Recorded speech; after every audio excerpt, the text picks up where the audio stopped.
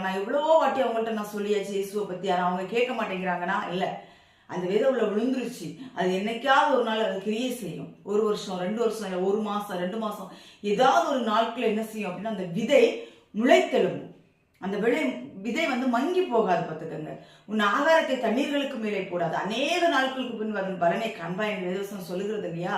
அதனால நீங்க உங்க விதையை போட்டுருங்க. கேட்கிறாங்களா கேட்கலையா அது இல்ல, உங்க விதையை நீங்க போடுங்க, நிச்சயமாய் அது ஒரு நாள் பலனை கொடுக்கும் என்று வேதவசனம் சொல்கிறது.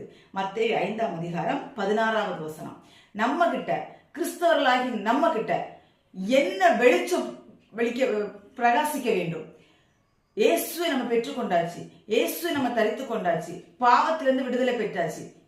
இனி நம்ம என்ன செய்யணும் அப்படின்னு சொல்லி ஒரு வேதவசனம் சொல்லுகிறது. மத்தேயு 5ஆம் அதிகாரம் 16வது வசனம்.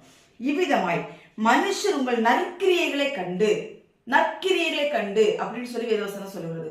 நம்மள்ட்ட